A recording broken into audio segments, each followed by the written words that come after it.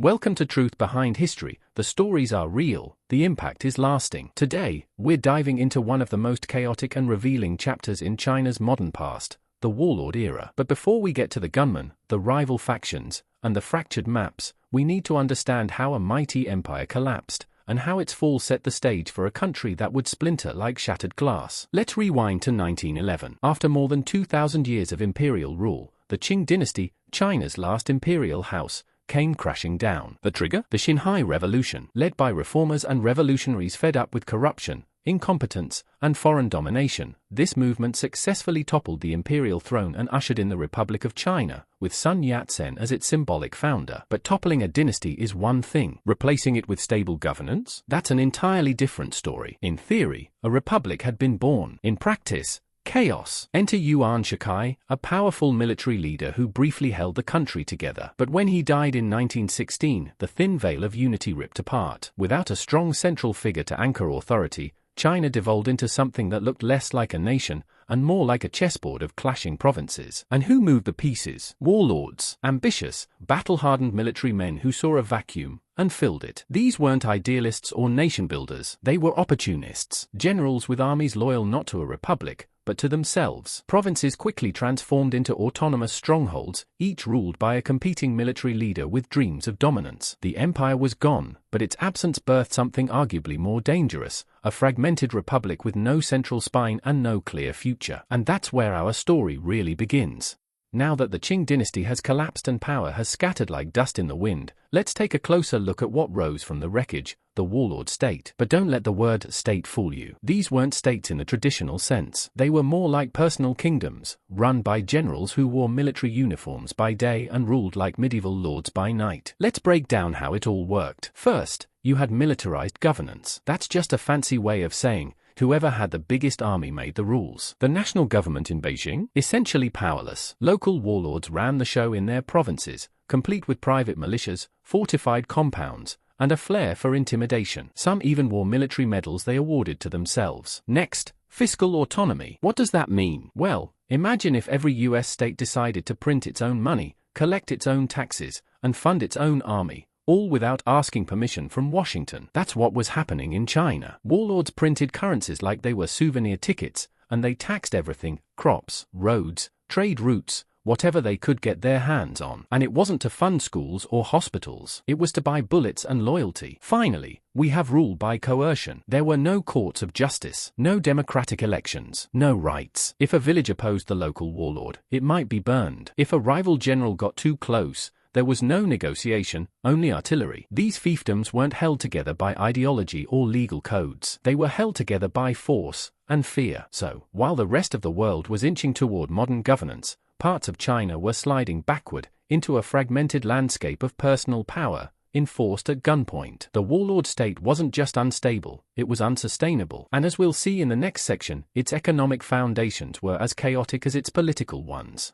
Alright, so we've got a country splintered by power-hungry warlords. But what did that actually mean for everyday life? Let's talk about the economy, or rather, the collapse of one. Because when warlords took over, they didn't just claim land, they claimed the right to issue money, demand taxes, and control trade. The result? Absolute economic mayhem. First up, currency disarray. Picture this. You're a farmer trying to sell your rice, but in your province, the local warlord prints his own currency. Then you travel 10 miles across the border, and suddenly your money is worthless. Why? Because the next warlord has his own currency. Some notes were backed by silver, others weren't backed by anything at all. Hyperinflation took root. Trust in money evaporated. People began to barter again, because goats were more reliable than printed paper. Now let's look at extractive taxation. That's a polite term for legal plunder. Warlords needed cash to fund their armies, so they taxed everything they could. Arbitrarily, desperately, brutally. Imagine paying a tax for crossing a bridge, another for carrying a sack of grain, and another for simply owning land,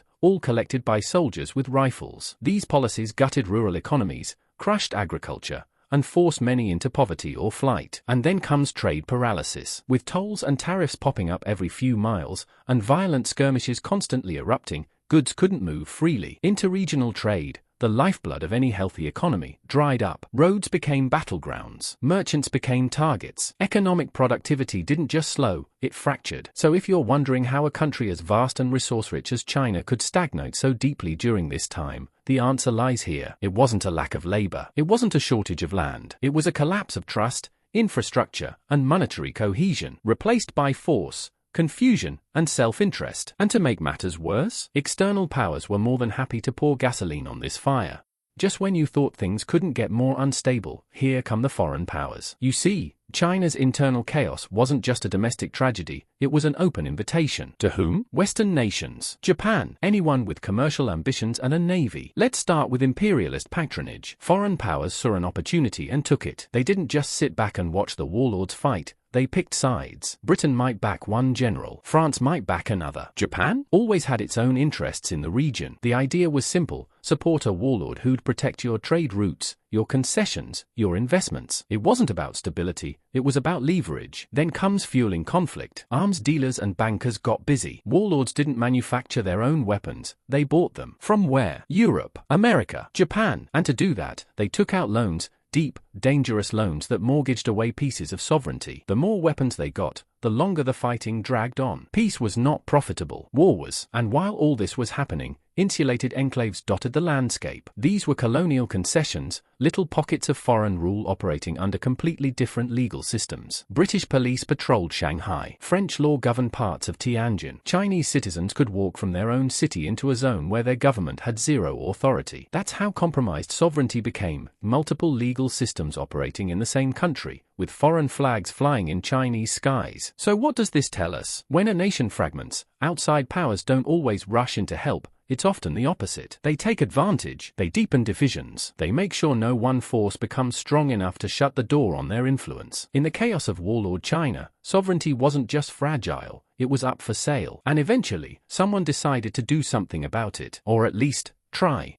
After years of fragmentation, fear, and foreign meddling, a question began to echo across China: can this country ever be whole again? Enter the Kuomintang, China's nationalist party, and their bold, almost cinematic answer: the Northern Expedition. It's the late 1920s. A young and forceful leader named Chiang Kai-shek emerges from the shadows of Sun Yat-sen's legacy. He doesn't just want a seat at the table. He wants to flip the table over and rebuild the republic from the ground up. His plan? Simple in theory, complex in execution. March north, defeat the warlords one by one, and reunify China under centralized, nationalist control. This was more than a military campaign, it was a political movement. Propaganda teams followed soldiers into battle. Nationalist slogans echoed through village streets. For a moment, it felt like a second revolution. And yes, territorial gains were made. Major warlords were defeated. Some surrendered, others switched sides. Maps began to change. Flags were replaced. The republic, at least on paper, started to look unified again. But beneath the surface, things weren't so tidy. In many cases, allegiances were transactional. Warlords who surrendered often kept their armies. Some continued to rule their territories, now wearing Kuomintang badges instead of their own insignias. It wasn't so much a transformation as a rebranding. And then there were the intra-party fractures. The Kuomintang wasn't a monolith. Tensions flared between its leftist and rightist wings. The communists had been temporary allies,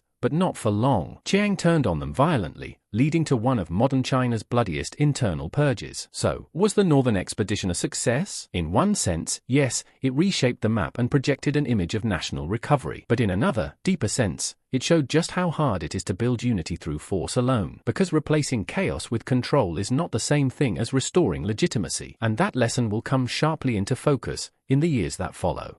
So what does the Warlord Era actually teach us? I mean, beyond the maps and timelines, beyond the names of generals and battles. What's the deeper takeaway? It all comes down to a single question: what holds a society together, force or trust? Let's start with fragile legitimacy. The warlords ruled through might, not consent. They controlled land, but not loyalty. Their power didn't come from a constitution or a social contract, it came from the barrel of a gun. And here's the thing about that kind of rule: the moment you blink, it disappears. As soon as the next guy has more firepower, more money, or more friends, you're done. Legitimacy based on fear is always temporary. Next, consider the limits of coercion. Military power can seize a city, but it can't make the trains run on time. It can silence dissent, but it can't build trust. You can control people's actions with guns, but you can't control their beliefs, their loyalty, or their hope for something better. Warlords discovered this the hard way, and so did Chiang Kai-shek when force alone failed to unify hearts and minds. And finally, we arrive at the value of restraint. Strange idea in a war-torn era, right? But think about it. The few regions that saw relative peace weren't the ones with the strongest armies.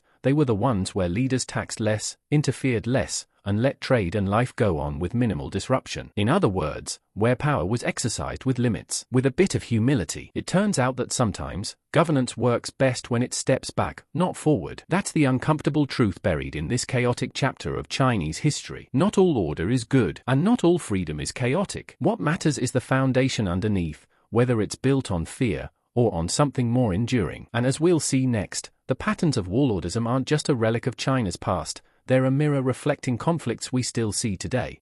So here we are, at the end of a journey through one of the most turbulent and revealing chapters in China's modern history. But before we close the book on the Warlord era, let's zoom out, because this wasn't just about China. It was about power, about systems, about what happens when central authority collapses and nothing truly credible rises to replace it. Recurring patterns start to emerge. Think about it. Political collapse followed by militarized rule, regional fragmentation, competing currencies, external powers exploiting the vacuum. Sound familiar? We've seen echoes of this in recent history, in places like Libya, Syria, and parts of sub-Saharan Africa. When institutions fail and trust evaporates, the same ingredients mix into the same toxic recipe: factions, violence, and a scramble for influence, often backed by foreign hands. That brings us to modern parallels. Today, we live in a world with fragile states, competing currencies, yes, even digital ones, and increasingly globalized interference. The tools are different, the scale is new, but the core problem? Still recognizable. So what are the enduring lessons? First,